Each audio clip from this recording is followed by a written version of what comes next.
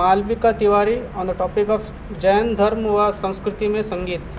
मैं मालविका तिवारी संगीत एवं मंच कला संकाय से जैन धर्म व संस्कृति में संगीत टॉपिक पे अपना विचार व्यक्त करने जा रही हूँ। जैन आगमों में अनेक स्थलों पर विविधा दृष्टि से गीतों के उल्लेख मिलते हैं, कहीं कला की दृष्टि से, कहीं प्रतिपादन की दृष्टि से, कहीं विरक्ति की विवेचना के रूप में।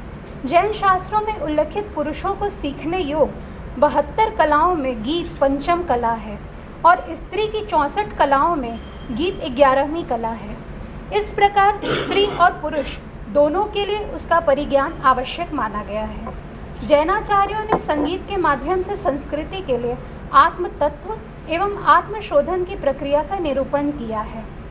सागर धर्मामृत में जिन भक्ति के लिए संगीत को सर्वश्रेष्ठ साधन बताया गया है तथा उसके लिए यहाँ तक कहा गया है, एके वास्तु जिन्हें भक्ति किमन्ये स्ववेष्ट साधने या दोग्धि किमनुच्छिद साध्योपाया विशेषतः, जिसका अर्थ है संगीत के योग से भक्ति भाव में तीव्रता आती है, लालित्य की वृद्धि होती है और हृदय द्रवित होकर तदाकार वृत्ति में स्थिर हो जाता है।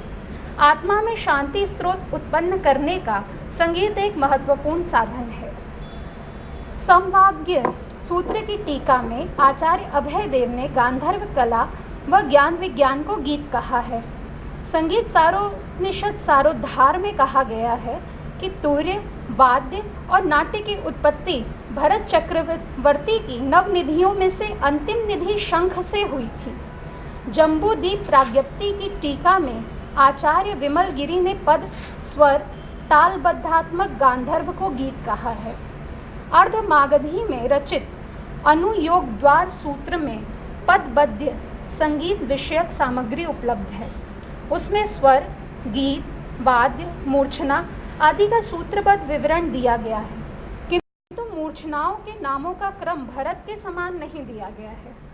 आचार्य हेमचंद्र सूरी ने अभिधान राजेंद्र कोश में गीत, नृत्य और वाद्य एवं नाट्य का उल्लेख किया है। गीयम शब्द के अंतर्गत संगीत तथा गीत की विस्तृत व्याख्या मिलती है।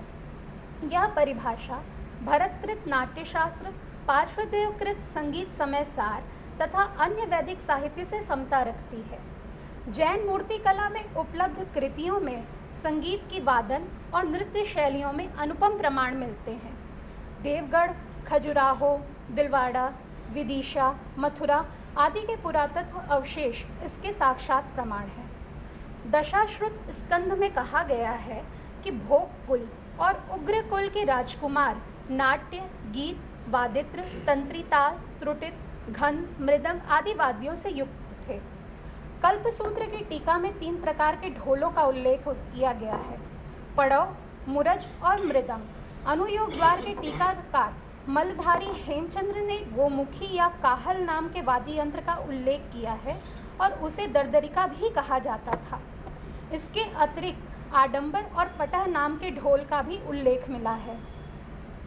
राजप्रश्नीय सूत्र के टीकाकार ने शंख, श्रृंग, श्रंखिका, खुरमुखी, पेया, पिपीपरिका, पड़व, ढोल, पटह जिन्हें नगाड़ा भी कहा जाता है, भंभा, होरभम, ढेरी, झालर, दुंदुभी, मुरज, मृदंग, नंदी मृग, आलिंग, कस्तुम्भा, गोरुखी, मादला, वीणा, विपंची, वल्लकी, षड्भ्रामरी, भ्रामरी वीणा, विध्वंसा, परिवादिनी वीणा, सुघोषा घंटा, नंदी घोष घंटा, सौतार की वीणा, काचपी वीणा, चित्र वीणा, आमोट, झंझा, नकुल, तुम्ब वीणा, मुंडुक, हुडुक, कडपी, करणी, डिडिम, किडिंग, दरदर, दरिका आदि बहुत सारे ऐसे नाम हैं जिन वाद्यों का उल्लेख उन्होंने किया है। स्थानांक सूत्र में कहा गया है कि संगीत के 7 स्वर हैं। संगीत और नृत्य राष्ट्र के आध्यात्मिक तथा सांस्कृतिक पूंजी के अविभाज्य अंग हैं। भारतीय समाज में आदिकाल से ही संगीत कला का समावेश माना गया है। प्रागैतिहासिक काल में तो यह जनजीवन से जुड़ी कला आज तक निर्बाध गति से धारा में प्रवाहित होती आ रही है। किसी संस्कृति या समाज का अध्ययन करने के लिए उसमें प्रचलित संगीत एवं गीत से परिचित होना अत्यंत महत्वपूर्ण होता है।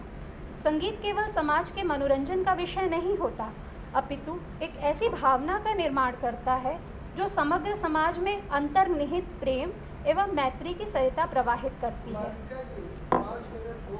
जी।